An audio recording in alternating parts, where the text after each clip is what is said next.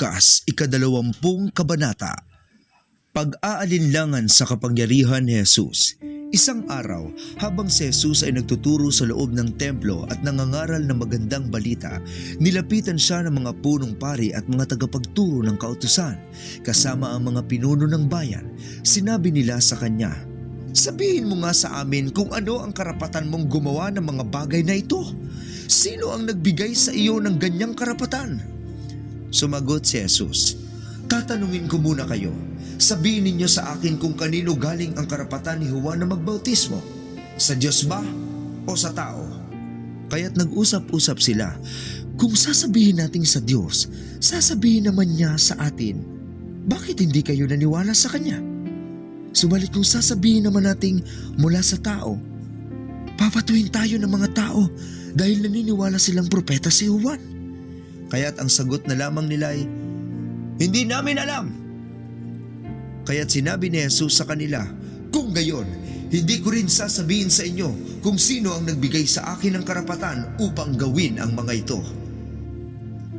Ang talinghaga ng ubasan at sa mga magsasaka. Pagkatapos, isinalaysay ni Jesus sa mga tao ang talinghagang ito. May isang taong nagtanim ng ubas sa kanyang bukid.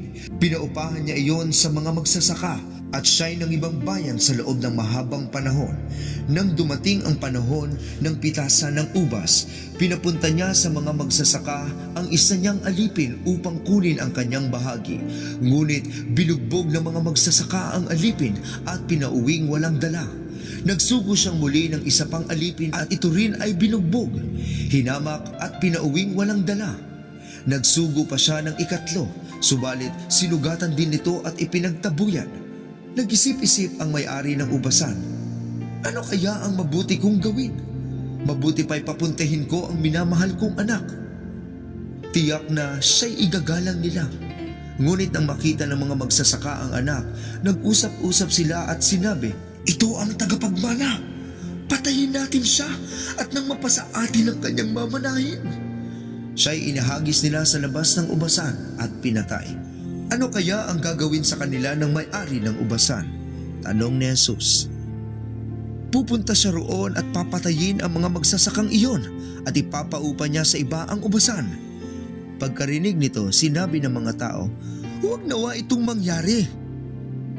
Tiningnan sila ni Jesus at tinanong, "Kung gayon, ano ang kahulugan ng nasusulat na ito?" Ang batong itinakwil ng mga tagapagtayo ng bahay ang siyang naging batong panulukan. Ang bumagsak sa batong ito ay magkakadurog-durog at ang mabagsakan nito'y magkakaluray-luray. Tungkol sa pagbabayad ng buwis. Tinangka ng mga tagapagturo ng kautusan at ng mga punong pari na dakpin si Jesus sa oras ding iyon sapagkat nahalata nilang sila ang tinutukoy niya sa talinghaga. Ngunit natakot sila sa mga tao kaya't naghintay sila ng magandang pagkakataon. Sinuhulan nila ang ilang katao upang magkunwaring tapat na naghahanap ng katotohanan. Ginawa nila ito upang siluin si Jesus sa kanyang pananalita at nang sa gayon ay mapasailalim siya sa karapatan at kapangyarihan ng gobernador. Sinabi ng mga espiya kay Jesus, "Guro, alam po naming totoo ang inyong sinasabi at itinuturo. Hindi kayo nagtatangi ng tao, kundi itinuturo ninyo ng buong katotohanan ang ibig ng Diyos na gawin ng tao. Dapat po ba tayong magbayad ng buwis sa emperador o hindi?"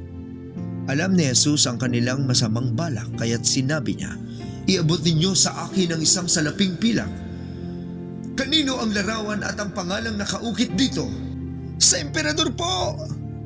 Tugon nila. Sinabi naman ni Jesus, "Kung gayon, ibigay ninyo sa emperador ang para sa emperador at sa Diyos ang para sa Diyos." Nabigo sa harap ng madla ang hangarin nilang masilo siya sa kanyang pananalita at hindi sila nakaimik dahil sa pagkamangha sa kanyang sagot. Katanungan tungkol sa muling pagkabuhay. Ilang Saduseyo naman ang lumapit kay Jesus.